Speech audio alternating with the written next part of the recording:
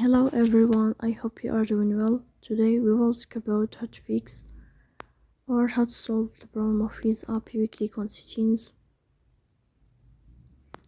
Here in this page we click on apps, default apps, app settings. In this list you will search about the application of Wizz and we click. In this page of app info we click on first stop and we click OK. Here you will enter to the window of storage. Then we click on clear cache. In the end you will turn off your Wi-Fi and you will turn on your Wi-Fi again. So that's all. Don't forget to support us by like and subscribe. See you next time and thank you for your watching and your attention.